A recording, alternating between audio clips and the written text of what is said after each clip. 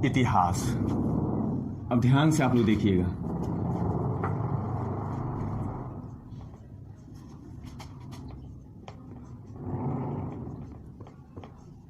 ठीक है। हिस्ट्री बहुत ही इंटरेस्टिंग, मतलब बहुत रुचिकर विषय है ये। इसको पढ़ के आप बहुत सारी चीज़ों को जान सकते हैं।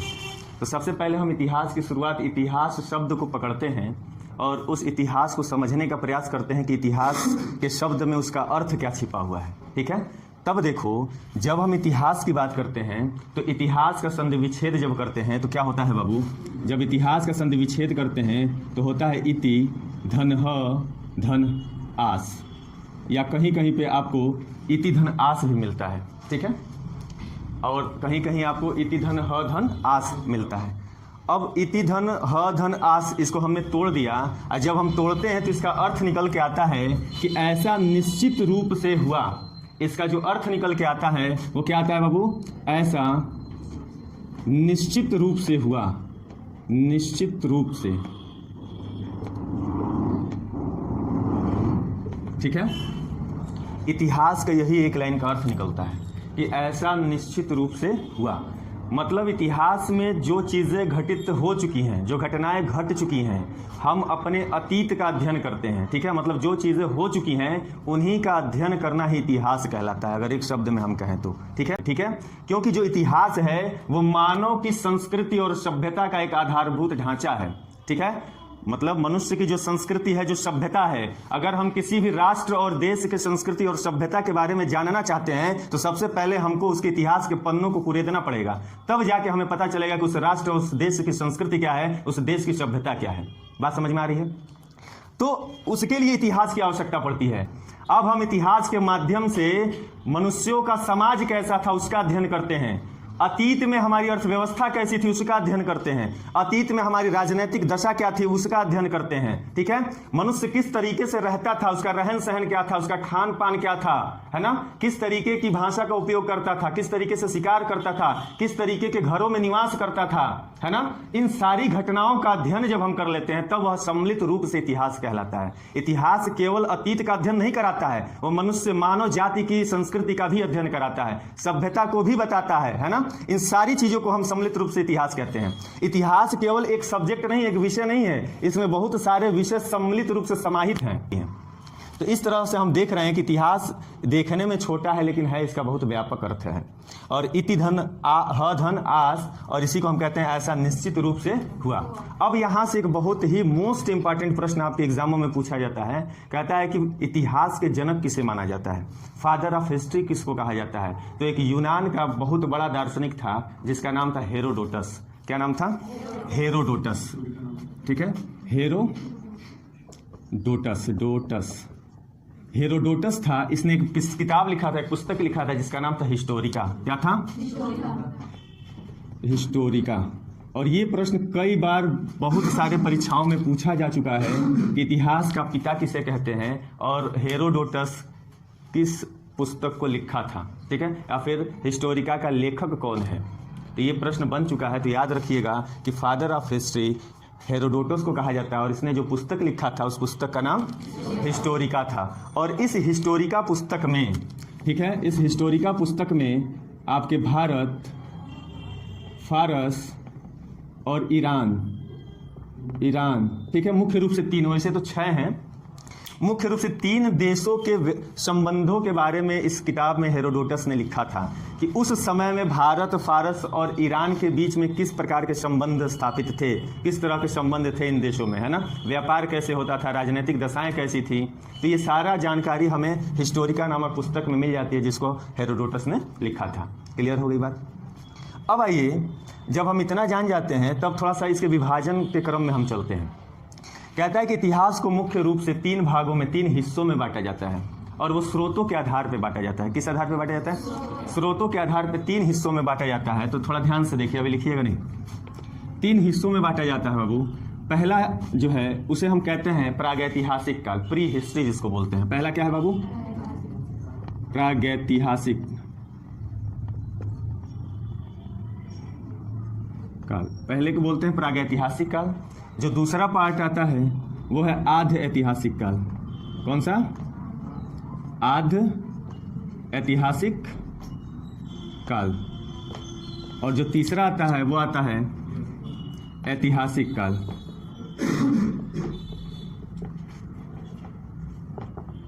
ठीक है, 3 हो गया।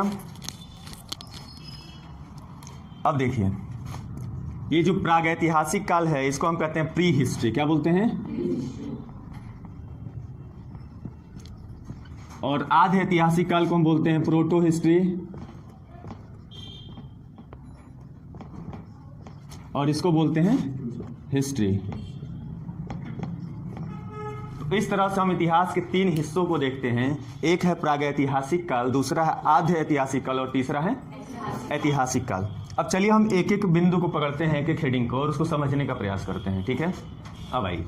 कहता है कि इतिहास का जो प्रागैतिहासिक काल है, तो प्रागैतिहासिक काल किसे कहते हैं? तो 2 चीजें होती हैं। मैंने कहा इनको स्रोतों के आधार पर बांटा गया। किस आधार पर बांटा गया है? स्रोतों के आधार पे।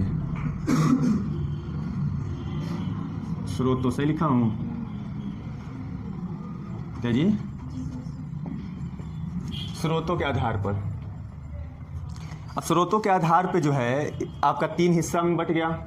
जो एविडेंस हमें मिले हैं, जो सोर्स मिले हैं, उसके आधार पर हमने 3 भागों में इतिहास को बांट दिया। अब कहता है प्रागैतिहासिक काल क्या होता है?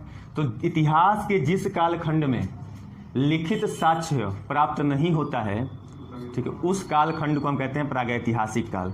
मतलब जिस काल में मनुष्य ने कोई लिखित विवरण नहीं दिया है, मनुष्यों द्वारा लिखित विवरण उपलब्ध नहीं है, ऐसे काल को हम क्या कहते हैं? प्रागैतिहासिक काल। मतलब जिस काल में लिखित साक्ष्य नहीं मिले हैं, लिखित साक्ष्य नहीं मिले हैं, नहीं मिले हैं, उस कालखंड को हम क्या कहते हैं? प्रागैतिहासिक काल। अब लिखित साक्ष्य नहीं मिला है, तब हम कैसे जान पाएं कि प्रागैतिहासिक काल है? तो कहता है पुरातात्विक साक्ष्य मिला है। कौन सा साक्ष्य मिला है? इस काल में, प्रागैतिहासिक काल में पुरातात्विक साक्ष्य मिला है। तो जिस कालखंड में पुरातात्विक साक्ष्य केवल प्राप्त हैं, लिखित साक्ष्य नहीं प्राप्त हैं, उस कालखंड को हम कहते हैं प्रागैतिहासिक काल या प्री हिस्ट्री बोलते हैं। ठीक है, अब ये पुरातात्विक साक्ष्य क्या होता है? पुरातात्विक साक्ष्य जब खुदाई किया जाता है और खुदाई के दौरान अगर कुछ हमें प्राप्त हो रहा है, ठीक है, कोई बर्तन मिल रहा है, आभूषण मिल रहा है, या कंकाल प्राप्त हो रहा है, जो भी चीज़ें अगर हम खुदाई करने के दौरान मिल रहा है, तो उसी को हम कहते हैं पुरातात्विक साक्ष्य कहते हैं। क्या कहते हैं? पुरातात्विक साक्ष्य कहते हैं। जो खुदाई के दौरान मिलने वाले उपकरण होते हैं, ठीक है ना, या वस्तुएं होती हैं, उनको हम कहते हैं पुरातात्विक साक्ष्य। तो प्रागैतिहासिक काल ऐसा काल था जिस काल में हमें केवल पुरातात्विक साक्ष्य मिलता है और लिखित साक्ष्य नहीं मिलता है। मतलब मनुष्यों ने कोई लिखित प्रमाण दिया ही नहीं उस समय। इसलिए हम कहते हैं कि उस समय, जिस समय प्रागैतिहासिक काल था, उस समय मनुष्यों को हो सकता है लिपि का ज्ञान न हो, लिपि का ज्ञान न हो। जैसे आज हम लिपि का उपयोग करते हैं, लिखते हैं, पढ़ते हैं। जैसे हमारी लिपि देवनागरी लिपि है, जो हिंदी हम पढ़ रहे हैं, इस लिपि का क्या नाम है? देवनागरी लिपि में हम लिखते पढ़ते हैं। तो उस समय किसी भी लिपि का विकास नहीं हुआ होगा, जिसके कारण कोई लिखित साक्ष्य नहीं मिलता है। बात समझ में आ गई? तो याद रहेगा आपको। कोई पूछेगा प्रागैतिहासिक काल किसे कहते हैं, तो क्या बताओगे? लिखित साक्ष्य नहीं मिल और पुरातात्विक साक्ष्य प्राप्त होता है, उसको हम क्या कहते हैं? अब देखो यहाँ पे एक और चीज, प्रागैतिहासिक काल से संबंधित कुछ प्रश्न आपके परीक्षाओं में पूछा जाता है। सॉरी, 1863 ईस्वी में एक बहुत ही फेमस नाम आता है, रॉबर्ट ब्रूस फुट। क्या नाम आता है? Robert Bruce foot. ठीक है, तो सबसे पहला प्रश्न तो यही पूछ देता है कि रॉबर्ट ब्रूस फुट कौन थे? तो रॉबर्ट ब्रूस फुट भूवैज्ञानिक थे। कौन थे ये भूवैज्ञानिक थे, याद रखिएगा, भूवैज्ञानिक। ये पीसीएस में पूछा जा चुका है। रॉबर्ट ब्रूस फुट कौन थे बाबू? भूवैज्ञानिक थे। और इन्होंने क्या किया था? तमिलनाडु में एक जगह है, तमिलनाडु, कहाँ पे बाबू? तमिलनाडु में एक जगह है चेन्नई, जिसको हम पहले मद्रास के नाम से जानते थे। चेन्नई, कौन सा नाम है बाबू? चेन्नई। और चेन्नई में एक जगह है जिसका नाम है पल्लवरम। क्या नाम है? पल्लवरम या पल्लावरम, कई जगह लिख के आता है पल्लवरम। और यहां से इन्होंने एक हैंड एक्स की खोज की थी। किसका खोज किया था? हैंड एक्स, जिसको हम कुल्हाड़ी बोलते हैं। क्या बोलते हैं? कुल्हाड़ी। अब ये बहुत इंपॉर्टेंट है, इसको किसी भी हाल में मरते दम तक नहीं भूलिएगा, क्योंकि ये परीक्षाओं में बहुत बार पूछा जाता है। फेवरेट क्वेश्चन है। तो हम देख रहे हैं 1863 में रॉबर्ट ब्रूस फुट जो थे एक भूवैज्ञानिक थे जिन्होंने तमिलनाडु के चेन्नई में एक स्थान है पल्लवरम, वहां से हैंडेक्स की खोज की थी। क्लियर हो गई बात। तो इस तरह से प्रागैतिहासिक काल से ये दो नाम बहुत ही इंपॉर्टेंट है और हर बार विभिन्न प्रकार की परीक्षाओं में पूछे जाते हैं। ठीक है, अब इन उपकरणों के माध्यम से ध्यान से सुनिए, हम प्रागैतिहासिक काल में पढ़ रहे हैं, उस काल के बारे में पढ़ रहे हैं जिस काल में लिखित साक्ष्य नहीं मिले हैं। तो किस आधार पे हम इस कालखंड का निर्धारण करते हैं? तो कहा जाता है कि इन्हीं उपकरणों के आधार पे, जो पत्थर के उपकरण हमें मिले हैं, उस उपकरण के आधार पे हम पता लगाते हैं कि उस समय का मानव समाज कैसा था, उस समय के मनुष्य किस तरीके से शिकार करते थे, किस तरह से अपना जीवन यापन करते थे, किस तरीके के कपड़े पहनते थे, किस तरह का भोजन करते थे। ठीक है, तो ये सारी जानकारी हमें किसके आधार पर मिलता था बाबू? उस पत्थर के जो मिले हुए उपकरण थे उसके आधार पर ये सारी जानकारी हम इकट्ठी कर पाते थे। ठीक है, क्यों कर पाते थे? क्योंकि हमें कोई साक्ष्य लिखित रूप में नहीं था। क्लियर हुई बात। तो इसको लिखना चाहते हैं तो पहले एक बार लिख लो, फिर इसको मिटाता हूं, फिर बताता हूं आगे। ये पूरा ल भी रहेगा ना, आधा ल फिर पूरा ल, पल्लवरम,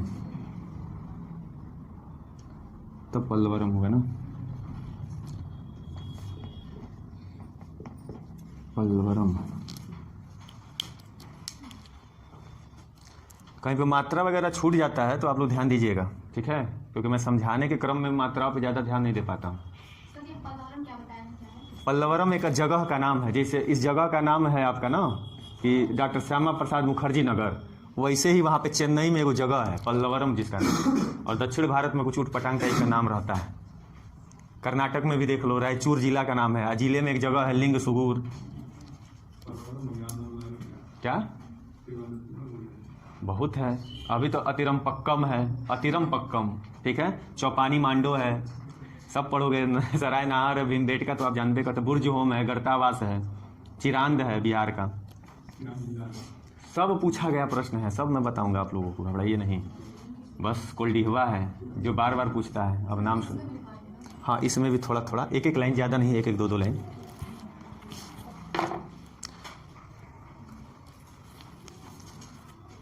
थोड़ा तेज लिखिए, छापन स्पीड बढ़ाइए।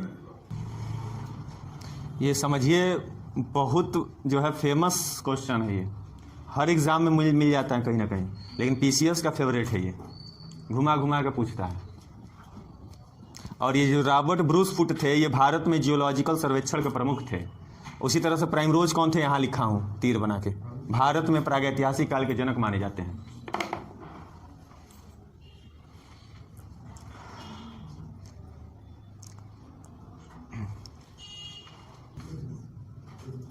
हेरोडोटस कहाँ का था जी, ये भी लिख लेना। हेरोडोटस यूनान का था, यूनान।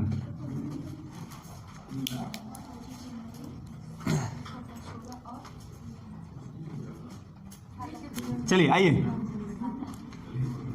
अब कहता है आधे ऐतिहासिक के बारे में थोड़ा सा पढ़ लेते हैं, जान लेते हैं और कुछ इसके बारे में, फिर इधर आएंगे और इसको और डिटेल में हम जानेंगे। ठीक है, तो आइए, आधे ऐतिहासिक काल किसे कहते हैं बाबू? तो ध्यान से सुनिएगा। आधे ऐतिहासिक काल जिस काल में लिखित साक्ष्य मिले हैं, लिखित साक्ष्य या लिखित प्रमाण, लिखित साक्ष्य क्या हुए हैं? मिले हैं, परंतु उन लिखित साक्ष्यों को पढ़ा नहीं गया है, पढ़ा नहीं गया है अभी तक। ठीक है, और यहाँ पे पूरा तात्विक साक्ष्य भी मिला है, पूरा तात्विक साक्ष्य भी मिला है।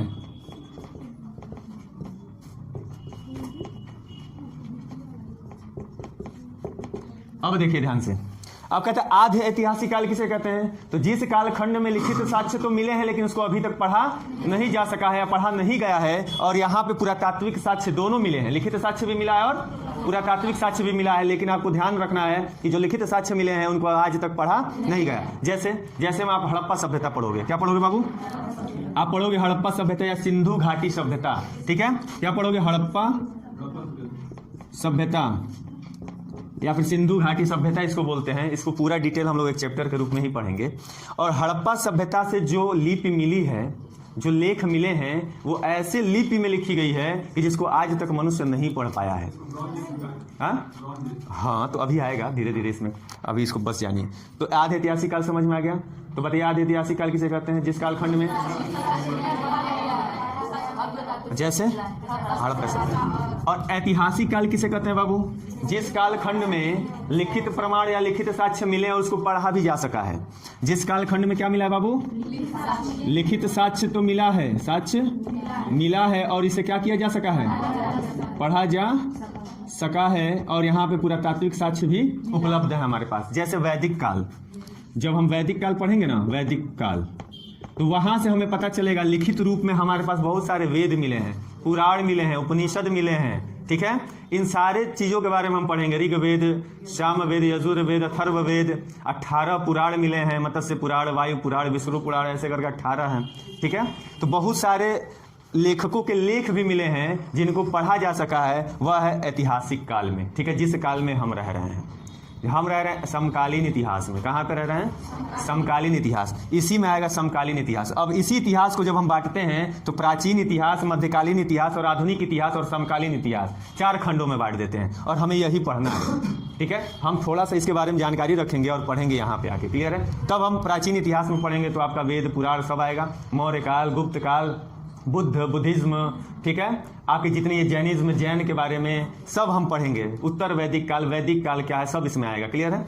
अभी बस इतना हम जान गए। क्लियर हुआ इतना बात? तो एक बार सुन लीजिए, फिर आपको भी बोलना पड़ेगा। कहता है प्रागैतिहासिक काल किसे कहते हैं? तो जिस कालखंड में लिखित साक्ष्य नहीं मिले हैं और केवल पुरातात्विक साक्ष्य मिले हैं। क्या मिले हैं? केवल पुरातात्विक साक्ष्य मिले हैं, उस कालखंड को हम कहते हैं प्रागैतिहासिक काल। और प्रागैतिहासिक काल के जनक भारत में कौन माने जाते हैं?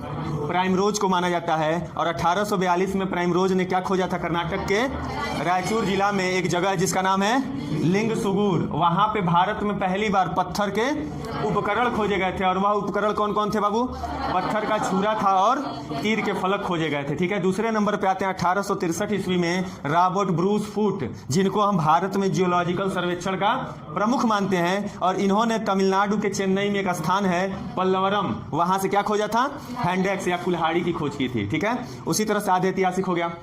तो चलिएगा, मैं पूछूंगा, आप बताइएगा। क्लियर है? फिर आगे बढ़ते हैं। चलो बताओ, इतिहास किसे कहते हैं? इतिहास एक लाइन में बोलिए, ऐसा निश्चित रूप से हुआ। इतिहास के पिता कौन है?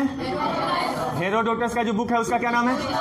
हिस्टोरिका। हिस्टोरिका में किस किस देश के संबंध के बारे में बताएगा? और हेरोडोटस किस देश का निवासी था? यूनान का। इतिहास को स्रोतों के आधार पर कितने भागों में बांटा गया है? कौन कौन? प्रागैतिहासिक काल किसे कहते हैं? क्लियर है? भारत में प्रागैतिहासिक काल के जनक किसे माना जाता है? प्राइमरोज ने क्या खोजा था? कहाँ पे?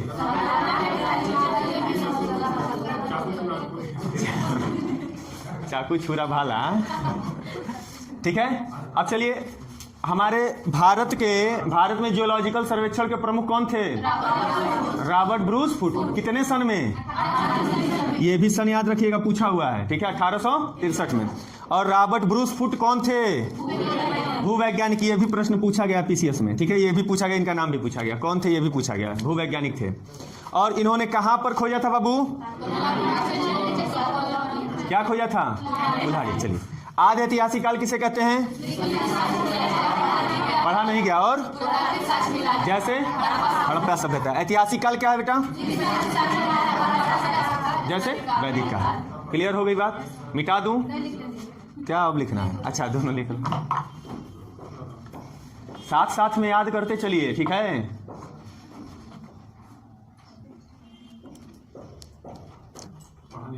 हाँ। आज जहाँ पे पढ़ा गया है, जैसे मौर्य काल में जो शिलालेख मिले थे अशोक के, उसका पूछता है उसको कौन पढ़ा था? कौन बताएगा? अशोक के जो शिलालेख मिले थे उसको किसने पढ़ा था सबसे पहले ना? आपसे ये बहुत इंपॉर्टेंट प्रश्न है। जेम्स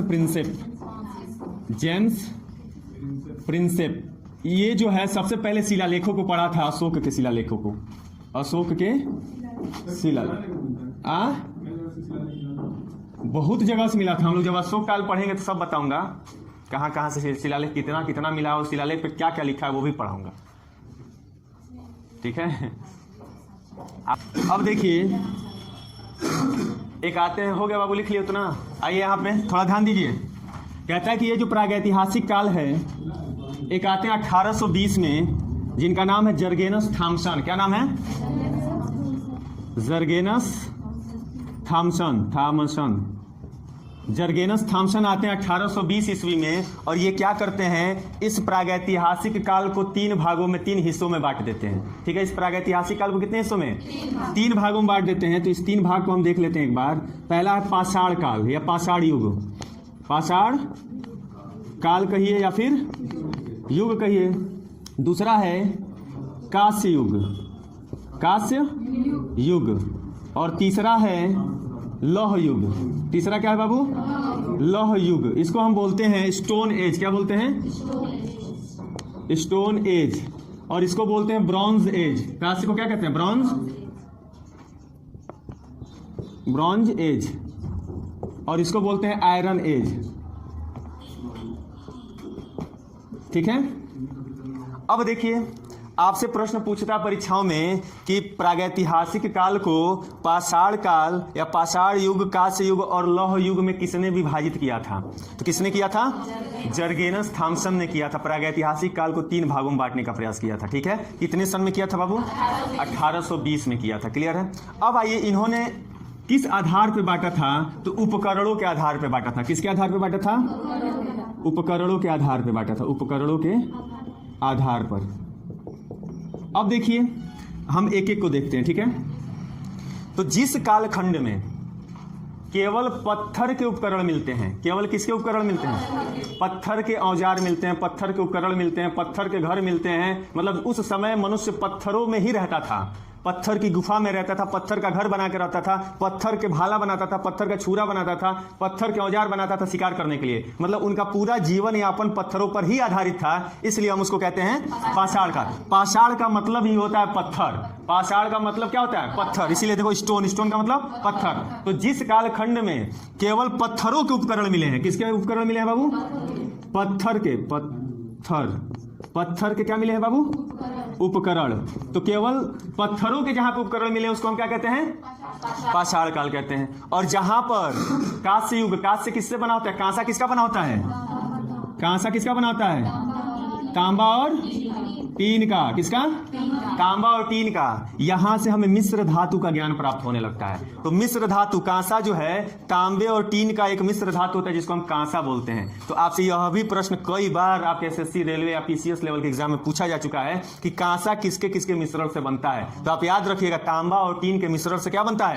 कांसा। तो जब हम कांस्य युग में आते हैं तो जो हमें उपकरण प्राप्त होते हैं वो कांसे के बने हुए प्राप्त होते हैं। मतलब तांबे और टीन के मिश्रण का बना हुआ मूर्ति प्राप्त होता है या औजार प्राप्त होता है, तो किसका बना होता है? कांसे का। जैसे हड़प्पा सभ्यता, जैसे हड़प्पा सभ्यता या सिंधु घाटी सभ्यता। तो हड़प्पा सभ्यता में जब मूर्तियां मिली हैं या जो औजार मिले हैं वो अधिकांश किसकी बनी है? कांसे की बनी हुई है। हम हड़प्पा सभ्यता पढ़ेंगे तो एक एक करके सारा चीज पढ़ेंगे। अभी बस इतना जानिए कि इस काल में ये है। और लौह युग में क्या होता है बाबू? लौह युग में जिस कालखंड में लोहे के उपकरण मिलते हैं, लौह युग में किसके उपकरण मिलेंगे? लोहे के उपकरण। लोहे के उपकरण उपलब्ध होते हैं, प्राप्त होते हैं, उस कालखंड को हम लौह युग से, युग के नाम से जानते हैं। क्लियर है। जैसे उत्तर वैदिक काल से यहां शुरू हो जाता है। किस काल से? उत्तर वैदिक काल। जब हम वैदिक काल और उत्तर वैदिक काल पढ़ेंगे तो डिटेल में पढ़ेंगे कि किस काल में हमें लोहे के उपकरण प्राप्त होते हैं। क्लियर हो गई बात? तो बताइए, जर्गेनस थॉमसन ने कितने भागों में बांटा? 3। कौन कौन? पाषाण काल क्यों कहते हैं? क्योंकि यहाँ पे उपकरण पत्थर के उपकरण मिले हैं। कांस्य युग में क्या है? कांसे के उपकरण मिले हैं जो किसके बने होते हैं? जैसे हड़प्पा सभ्यता। लोहे में किसके उपकरण? जैसे में उत्तर वैदिक काल से हमें इसके साक्ष्य मिलना प्रारंभ हो जाता है। उत्तर वैदिक काल से ही लोहे के उपकरण मिलना प्रारंभ हो जाता है। ठीक है, तो इतना लिख लीजिए।